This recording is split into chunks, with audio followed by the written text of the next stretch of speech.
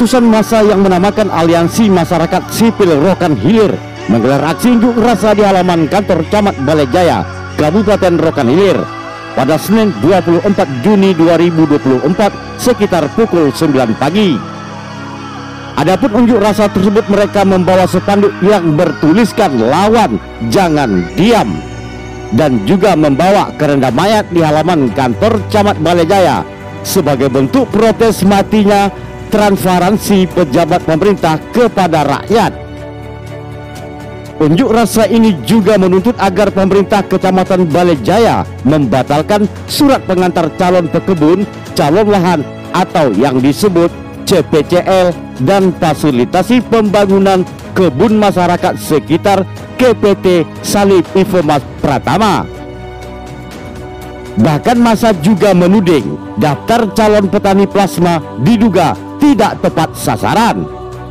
Pemerintah Kecamatan Balai Jaya diminta untuk meninjau ulang kembali dan melakukan klarifikasi nama siapa-siapa saja calon petani plasma yang diusulkan KPT Salim Infomas Pratama.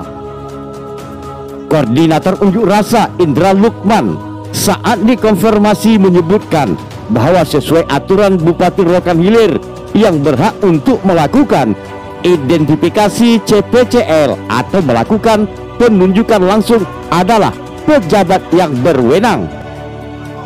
Indra Lukman juga menyebutkan bahwa sejauh ini konfirmasi yang dilakukannya kepada Bupati Rokan Hilir Afrizal Sintong.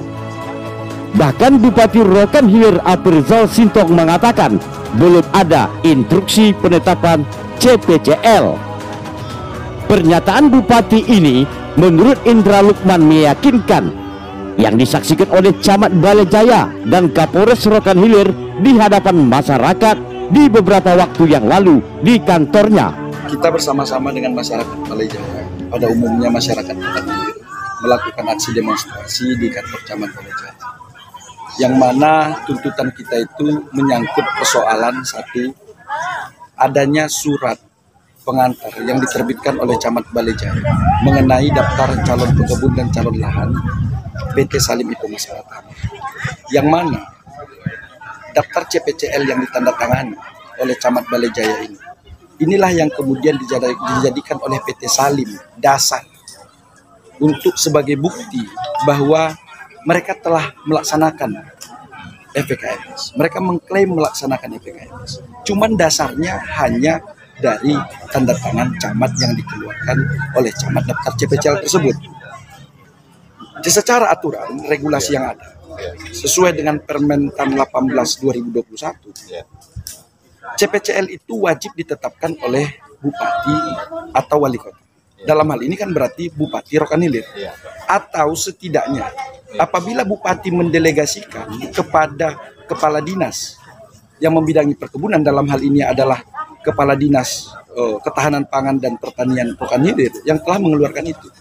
Namun sejauh yang kita konfirmasi dan juga pernah dilaksanakan pertemuan pada saat itu dengan bupati dan ada juga camat, itu bupati mengatakan belum ada SK penetapan itu. Dan itu masyarakat juga mengetahui itu. Dan kita meminta konfirmasi pada saat itu dikarenakan ada isu-isu yang beredar bahwa bupati telah mengeluarkan SK CPCL. Itulah yang kemudian membuat adanya suatu ketidakpastian hukum yang diterima oleh masyarakat. Maka kita datang langsung meminta konfirmasi.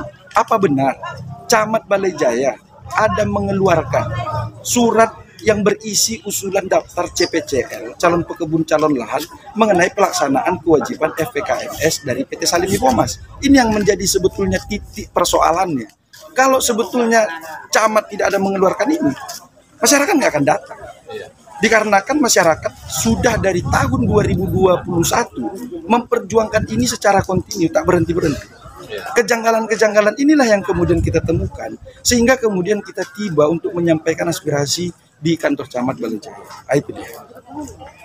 Jadi menurut keterangan, adakah proses CPCL itu sesuai dengan identifikasi?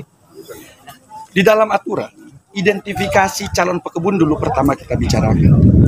Itu dilakukan oleh lurah.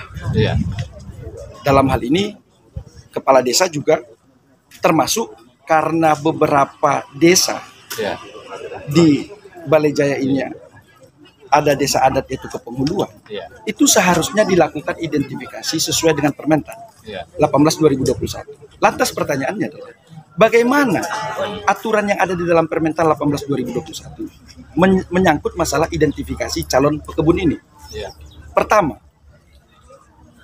camat harus mengkoordinir kepala-kepala desa untuk dulu pertama kali melihat desa-desa yang kemudian menjadi masyarakat sekitarnya, desa-desa mana saja, sehingga kemudian terjadi pemerataan distribusi terhadap PPKMS itu. Kalau kemudian kepala desa menerbitkan daftar calon pekebun dan calon lahan yang kemudian diidentifikasi oleh kepala desa masing-masing melakukan, dan kemudian camat mengusulkan tidak memeriksa apa yang kemudian telah didata, ini kan ini yang menjadi persoalan. Yang kedua, bahwa masyarakat sekitar itu juga tidak semuanya loh Pak yang menerima. Dia harus kemudian masuk di dalam skala prioritas. Di dalam lampiran Permentan 18/2021 itu telah diatur mengenai siapa saja yang kemudian masuk dalam prioritas 1, prioritas 2, dan prioritas 3. Dan ada metode penghitungan skornya. Dan ini tidak pernah dilakukan. Bisa saya pastikan ini tidak pernah dilakukan proses identifikasi ini. Maka menjadi pertanyaan besar bagi kita. Kenapa tiba-tiba terbit nama daftar calon pekebun tanpa adanya dilakukan identifikasi ini? Tentu masyarakat yang berada di sekitaran HGU PT Salib atau izin usaha perkebunan dari PT Salib ini merasa tidak adil. Dikarenakan apa? Atas kegiatan usaha yang dilakukan oleh PT Salib itu kan berdampak kepada masyarakat sekitar, termasuk salah satunya adalah yang paling berdampak adalah masyarakat Balai Jaya. Saya kasih contoh ya. Di Lubuk Jawi itu frekuensi yang paling banyak klaim mereka dilaksanakan itu Kepenghuluan Lubuk Jawi itu paling banyak frekuensi hektar yang mereka laksanakan. Sementara masyarakat yang kemudian tetap di sekitar seperti Balam Sempurna Kota itu tidak kemudian terdistribusi secara merata. Pertanyaan saya adalah, apakah di Balam Sempurna dan Balam Sempurna Kota itu nggak ada lagi masyarakat yang memenuhi skala prioritas itu? Maka kami meminta sebetulnya adalah pertama, transparansi di dalam identifikasi. Laksanakan sesuai dengan ketentuan peraturan perundang-undangan. Jadi begini, regulasi yang telah diterbitkan mengenai PPKMS ini, tujuannya itu berdasarkan surat edaran Dirjen Dun di tahun 2023. Mengentaskan kesenjangan. Yang kedua, menjaga hubungan yang harmonis antara perusahaan dengan masyarakat sekitar. Dua-dua ini tidak tercapai klaim itu. Pertama, mengenai kesenjangan. Apakah dengan klaim telah dilaksanakan 4.000 hektar lebih oleh PT Salib ini, kesenjangan di Kecamatan Balai Jaya terhadap kepemilikan tanah berkurang? Tidak. Yang kedua, apakah kemudian menimbulkan hubungan yang harmonis antara perusahaan perkebunan dengan masyarakat? Buktinya ini. Malah menimbulkan kecurigaan karena didahului dengan pola-pola yang sangat manipulatif. Contoh kita katakan lagi. Pada tahun 2021 pernah diadakan, ini nanti saya coba pastikan akurasi tahunnya, itu pernah diadakan musyawarah atau mediasi antara masyarakat Rokan Hilir dengan Forkopimda Rokan Hilir. Yang ada kemudian notulensinya menyatakan bahwa PT Salim itu nggak berkewajiban untuk melaksanakan PPKMS. Tiba-tiba masyarakat menuntut, mereka mengklaim sudah melaksanakan kewajiban. Ini kan tentu menjadi tanda tanya besar. Ditambah lagi dari persoalan camat mengeluarkan usulan kepada bupati untuk ditetapkan itu daftar CPCL yang telah diinventarisasi oleh lurah, kepala desa atau penghulu. Ini menjadi persoalannya, problemnya dikarenakan apa? Ini bisa saya simpulkan, pemerintah tutup mata, perusahaan kemudian abai terhadap hak masyarakat. Itu yang menjadi titik tekan pentingnya. Itu loh. Fauzan selaku Camat Balai Jaya memberikan kesempatan untuk berdialog kepada perwakilan masyarakat.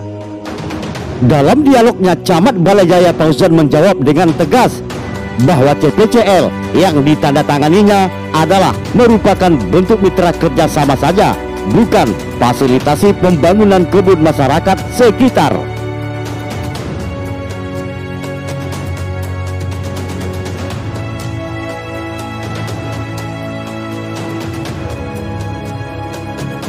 Karena di dalam Permentan 98/2013 ada yang membedakan kemitraan dengan PPKMS. Nah, itu dulu yang kami ingin dengar. Apakah itu diusulkan dalam rangka FKMS atau dalam rangka kemitraan? Itu kemitraan kerjasama, Pak. Terus begini, ini kaitannya saya tengok ini memang arahnya ke HGU. HGU itu kan prosesnya ada lagi, Pak. HGU itu ada pola komisi B namanya. Itu termasuk nanti camat juga ikut di panitia itu, biasanya begitu.